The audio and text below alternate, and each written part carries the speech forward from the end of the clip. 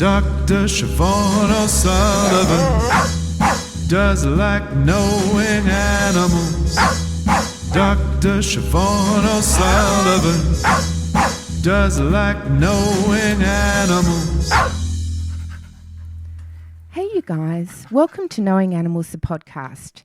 This episode is from our Protecting Animals series where we talk to animal advocates, past and present, about the work they do for animals. I'm Siobhan O'Sullivan and I do like knowing animals.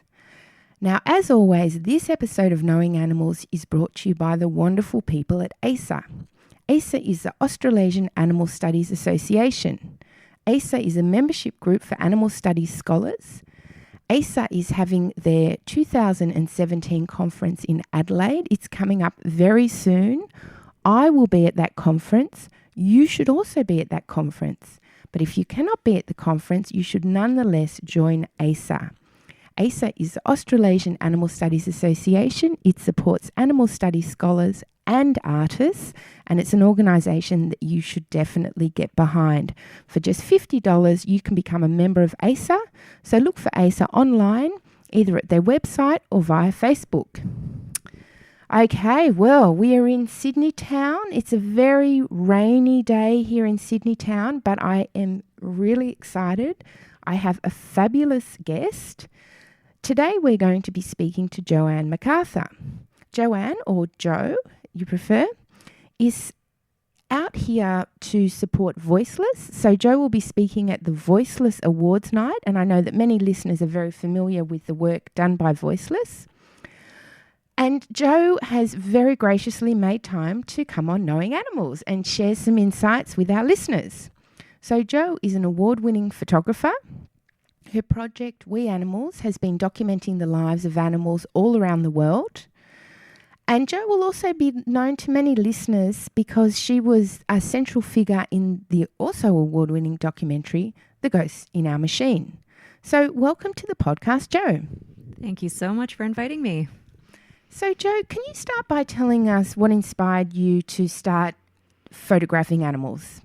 Absolutely.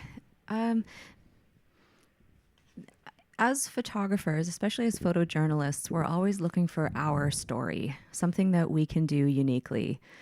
And I had a strong interest in street photography and social issues and humanitarian work, but I was sort of struggling, shooting all sorts of things, traveling this way and that. And I had some really great advice from a well-known photographer who said, no, figure out what you love best, what concerns you the most, and do that story. And my greatest love, other than photography, has always been animals, and not just a love for animals, but a concern for animals. And I realized that there was a particular group of animals that no one was documenting. We see lots of photos of pets, companion animals. We see images of the charismatic megafauna. We revere them for their beauty. It's perfectly acceptable to look at them on the cover of Nat Geo. And yet the invisibles, the ghosts in our machine, these are animals that are completely unrepresented in media and in our lives, really, and yet we have our closest relationship with them. We eat them, we use medicine tested on them, we wear them, and yet they remain invisible. So I decided I would make a project called We Animals, which would make the invisibles visible. Wonderful. And why is it, in your opinion, that photography is such a powerful medium for sharing the lives of animals with the community? Well, the cliche is true that a picture can speak 1,000 words, and it's a great way to illustrate the problems in one moment. I mean, we can register what's happening there in that picture so quickly, and if we are connecting with an individual in that image, let's say that rabbit or calf or chicken is looking into the lens, then they are looking at anyone who's looking at that picture. And we need to be able to see these individuals. We use and kill animals by the billions every single year. And you can't feel that, can you? I mean, we can't do that with humans either. It just sort of desensitizes us. We don't have that compassion. But if we can look at the individuals, and so that's my main focus. So can you tell us something about your process? What types of animals do you photograph? How many photographs have you taken? Is this something that you're doing all around the world? Yeah, it's over 50 countries now that I've visited for the We Animals Project, for the Unbound Project, and a book called Captive, which I can tell you about. So over 15 years now, lots of traveling. Good thing I like traveling. And as for how many pictures I've taken, I had to smile when you said that, because you take a lot of bad pictures in order to get a good one. And the ratio improves, as you become a better photographer. But especially in the conditions I'm shooting in, stressful conditions for the animals, dark rooms, and animals move a lot, right? So you have to shoot an awful lot to get a couple of good pictures. But I'm missing a part of your question there, which was what types of animals? Which animal? Which species? Or well, mostly I'm focusing on, for simplicity's sake, the food animals, those we eat. Excuse me. Because they are suffering in the highest numbers. I certainly have photographed lab animals as well, animals we use for entertainment, zoos, rodeos, bullfights, circuses, etc. So, it keeps me pretty busy. Once you start seeing the animal use, you can't unsee it. And you can travel 50 countries, or you can find it pretty well on your own doorstep and in your own city. So I was having a look at your photographs on your beautiful website, and I am always drawn to open rescue. That's something that I'm very interested in and very passionate about, and I've participated in and written about. And I noticed that you have done some photographs, or you've taken some photographs with Animal Liberation Victoria, who are very proud ambassadors of the open rescue technique. Can you tell us what it was like doing that series? I'm also very fond of documenting open rescues. Unfortunately, it has led my project to not ever be granted any kind of NGO status or charitable status because of the illegal activity involved in my work. But that's okay. It's I'm on farms all the time, and it's only on occasion that I'm photographing a rescue. And what I'm documenting are the very brave people risking a lot to go onto a property, find the sick and injured and dying animals, take a few of them and bring them to sanctuary, give them the love and care and respect that they deserve. And I love that they make this into something that people can see, a storyline. Here we are arriving, here we are finding the animals and taking them and rehabilitating them. It shows us another world, doesn't it? It shows us what is and what can be, and frankly, what should be. So, can you tell us something about what you see and how you feel when you go inside a factory farm? Yeah, it's a very, understatement. I mean, it's an extremely unpleasant experience because you are surrounding yourself with suffering, immense suffering. For example, at a hen farm, there are, 4 to 8 per cage, and they can't stretch their wings, and they're just always lifting their legs painfully because they're standing on caging. What you find in some of those farms as well are dead birds, and the other birds are standing on top of the dead bird in order to alleviate the pain in their feet. And all of these animals are afraid of us because we are the dictators here. They have no answers and we know everything. I find that when they're looking at us, the question in their eyes is, what's next? What are you doing? Where am I going? They don't know if their babies are being taken away again. They don't know if they're going to be moved from one place to the next. They see the animals around them being taken, and who knows where they're going. We know where they're going. So we have all the answers and they have all the questions. Now I go in there and I'm not one of those people. It's particularly heartbreaking because so few people want to save them, and here I am and I can't. I go in and I document and I leave and I think, no one's going to help these animals. And even someone who comes in who wants to isn't going to. It's really heartbreaking. It's a lot to cope with, to go in and document that suffering. I know that I'm trying to help future generations of animals. I'm not helping those animals at all. And There's a lot of adrenaline as well because, we can get caught. And I've had friends here in Australia who have been caught on properties and there have been severe consequences. I don't mean legally, but they've been extremely physically abused. And it's not something I recommend anyone do lightly. You need a security team. You need to be very careful and very safe. And I've been doing that for a long time now. And it's a terrible thing, I will say. And also, I don't like sneaking around. I don't like lying to people. I like people. And yet, these are places where myself and my camera are not welcome. My loyalty is to the animals and to telling their story, exposing how they live and die at our hands so that we can make more compassionate choices. So that is why I continue to do the work I do. So you've photographed animals in many contexts. Do you ever reflect on the most terrible situation an animal could find themselves in terms of the places that we force animals to live or the lives we force them to live? So by that I'm thinking, do you walk into a factory farm and think, this really is hell? Or do you go into a research laboratory and think, this is the worst thing that could happen? Or are you behind the scenes at a circus and think, no, this is really the worst? So is there a worst? Well, some of the intelligence of these animals is much more complex, and with elephants and with chimpanzees, so perhaps they are suffering more. But, I've never really thought of it that way. I see the suffering as equal. Hens deserve space and autonomy just as much as elephants do. And yet I met and documented an elephant named Luke who, was alone at a circus performing. And then when he wasn't performing, he was being driven all over the country and chained up, swaying back and forth, nothing to do.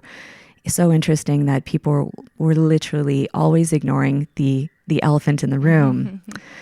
And we know about elephant, not only sentience, but intelligence. They're incredible animals, and it must be just awful for them, especially to be alone. I've met many lone elephants. And then Ron, the chimpanzee, who's on the cover of the We Animals book, I met him after his rescue, but he spent 30 years more or less in a 5 foot by 5 foot by 7 foot cage suspended above the ground. And his charts reveal the most atrocious things you can imagine, including a spinal dynamic study where a disc in his neck was removed. And they didn't give him pain medication for 8 days. And when they did, it was 2 Tylenol, as if that would even have any effect on a chimpanzee. These are huge animals. And I imagine that his suffering was extreme, but what I also witnessed with Ron was his rehabilitation and recovery. And he was such a gentleman. He was the most gentlemanly chimpanzee at Save the Chimps, to the extent that when there was a new chimpanzee arriving, they would often introduce the chimpanzee to his troop first, because Ron would always, make nice introductions and handle everything well. And so animals, like all of them really, they teach me time and time again just how much they deserve our respect. And it certainly drives me. Animals like Ron and Luke and all the others really just drive me to keep doing this work every day. Well, that leads me into my next question, and perhaps you've answered it in part, but perhaps you've got something else to add. What's the most satisfying part of the work you do? I would say that it is meeting people who care, and that is also part of part of my work every single day. I'm here in Australia speaking with people for an entire month.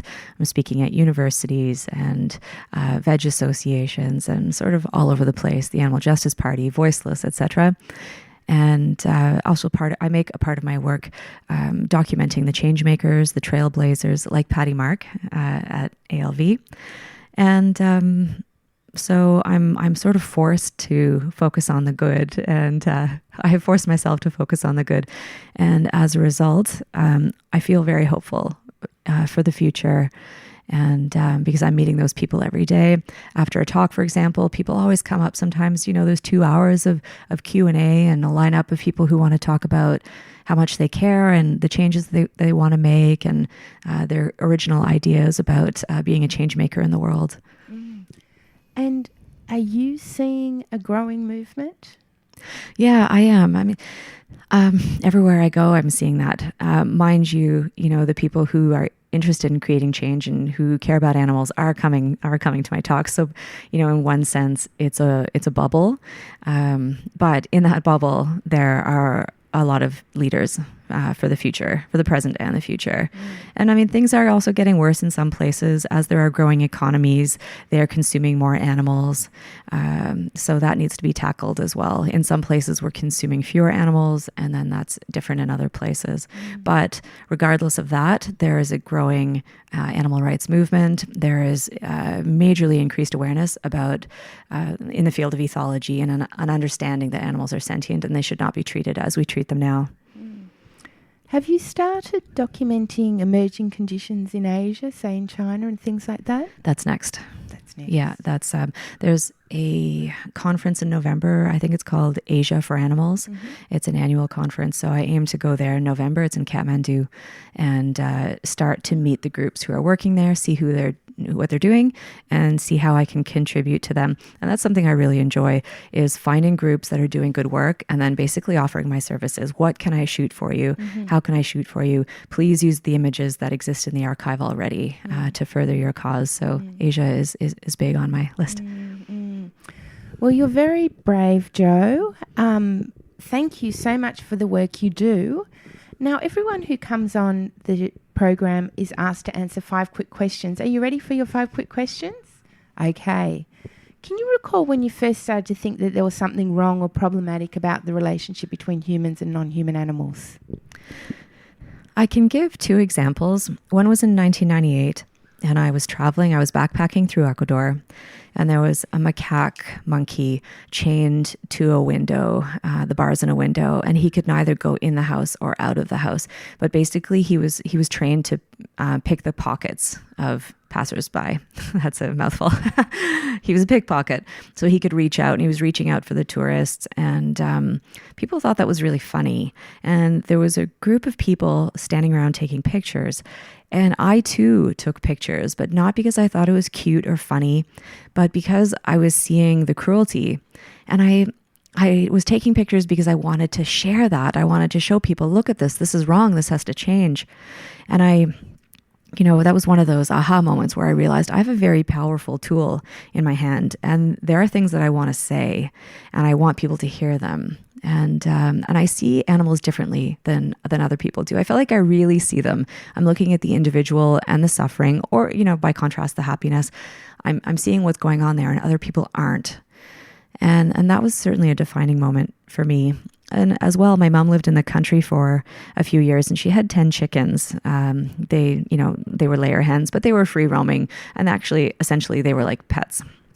And we had dogs and a cat there as well. And everyone hung out together. And, in the morning, the chickens were at the door. They wanted to come into the kitchen, and they wanted to socialize. And that was my first real experience with quote unquote farmed animals or food animals. And, here a chicken was my favorite food. And I would be eating chicken in the meantime, getting to know these chickens. So both of these experiences that I've described are quite personal contact with animals. I think that is really important in creating change. And we have so little of that in our world. We're completely removed from nature and removed from our food. But when I had the opportunity to meet the food I was eating, I could no longer eat animals. And that's when I became vegetarian. Later on in 2003, I became vegan. Wonderful. So can you recall the first thing you did to try and bring about change for animals? I think it was always the photography. And I saw that as the best, most unique way that I could contribute. And actually that extends to one of your other questions about, what we can all do. What's the best thing we can all do? Well, we all have opinions on that. We can all stop eating animals, or we can all leaflet or study. But I tell people what my skills are now. I take pictures to help animals, but what are your skills? I ask students, especially young people, what is your favorite thing to do in the world, or what are you best at? And if you employ that to make the world a better place, you will have longevity in it because you'll be enjoying it. And you'll feel fulfilled because it's this nice combination of what you want to do and what you're good at and helping. So, yeah. Yeah. So If you had to name one animal advocate who's had a big impact on you, who would it be? Well, it's funny you mentioned ALV because Patty Mark has been a hero of mine for some time. She's relentless and she's so passionate. And I think it's quite humbling to be around her and talk with her and see the wholeheartedness and the open compassion that she exudes. I think she's really a role model. And, that also makes her vulnerable. She's just so blatantly passionate about animals and the things she says. She's so vulnerable and open to critique or like being overly emotional, but that's not the way any of us should see her. Like, she's incredibly brave to have started what she did, ALV, and doing the open rescues and continuing and being like quote unquote emotional about it. I mean, we should be. There is an emergency, unparalleled emergency on planet Earth because of the billions of animals suffering. And she feels that, and she really brings that to the table. And she's been doing it for decades. It's super admirable. Wonderful. And one more person, yes. And it's the person probably so many people mention, and I could probably just say, guess who the other woman is. But it's Jane Goodall. Right. And she was one of the first people who I saw out there defending animals. And this was documented so nicely in National Geographic. And I looked to that woman and I thought, wow, she has a life that I want. And if she can be out there in the far reaches of the world, looking after animals and helping them and studying them, I'm going to do something like that too. Wonderful. So you've I think in part answered this question, but you might want to add something else. So what's the most important thing animal advocates can do for animals? Yeah, so I did mention that in part. Use our skills, whatever they may be, to make the world a better place. And we can stop eating factory farmed animals. It's so easy. And the population here is, I think, about 24 million. We're eating 600 million animals here a year. The numbers speak for themselves. It's atrocious. We are literally eating the world to death and completely over consuming. We're eating meat, at every meal. It's unreasonable. It's creating climate change and pollution and unparalleled cruelty. So we need to stop eating animals. And I advocate for Meatless Mondays. I advocate for veganism. Just make a change. Just do what you can. And lastly, I think we need to be kind. I think that, and I guess I'm speaking to animal advocates and vegans here. There's a lot to be angry about, but what I've seen over the almost 2 decades now in the animal rights movement is that if you treat people with respect and kindness and meet them where they are and coach people through the changes that they want to make and the discussions that they want to have, you'll get a lot farther faster. And, a lot of people disagree with me, and that's okay.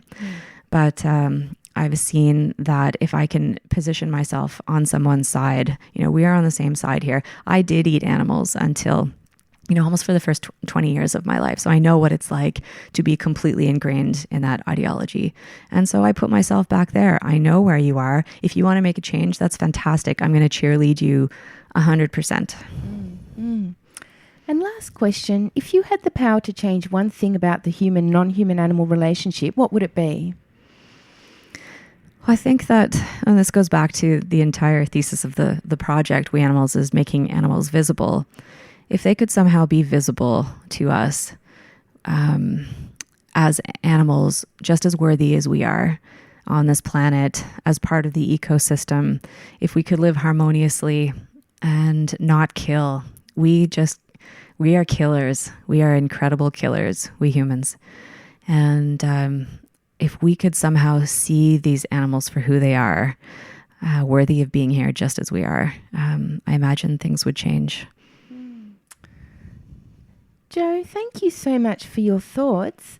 What are you working on next? Well, I've done a book called Captive, which is available on ebook now, and it comes out in paperback in April. And Captive is about animals on 5 continents, including Australia, animals who are held captive in zoos and aquaria. So it's taking a look at that, and things have changed, but they really do need to continue to change. And I have a long-term project with my co-author, Professor Carrie Cronin, and it's called Unbound. And this is about women on the front lines of animal advocacy. And we're focusing on women because they have traditionally made up the bulk of the animal rights movement. And that's worth celebrating. It's worth highlighting, discussing, and celebrating.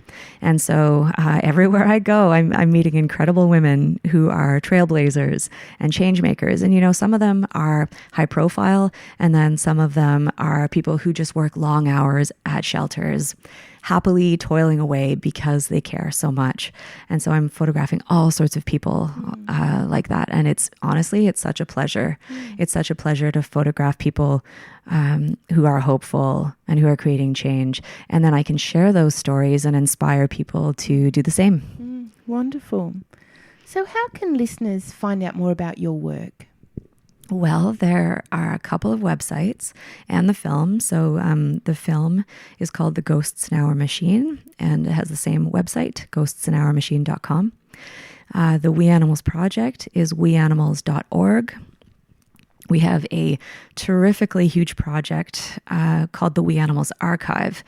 Now, what you see on We Animals, the website, is maybe, you know, a small portion, a very small portion of all the photos I've taken. I have plenty of other good images, but they're sitting on hard drives and they could be used by organizations. So the weanimalsarchive.org will have about 5,000 images on all sorts of topics, and people can use those images for free, and it's searchable by keywords, super cool. And so people don't have to go through me anymore. I get requests for images every day and I have to manually send them, and people have to wait forever for me. So here, this is all like automated. It's pretty great. Fantastic.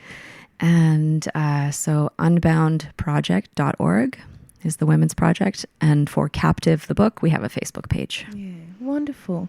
Well, Jo, thank you so much, first of all, for the work you do for animals, and secondly, for joining us here today at Knowing Animals. And thank you to the listeners for joining us for Knowing Animals, the podcast where we talk to animal studies scholars and animal advocates about their work. Now, of course, don't forget to follow us on Twitter at knowing_animals or on Facebook at Knowing Animals. Don't forget to tell other people about the podcast. As we say, pod it forward, leave a review at iTunes, and also subscribe at iTunes. That makes it easier for other people to find us. I'm Siobhan O'Sullivan, and I do like knowing animals.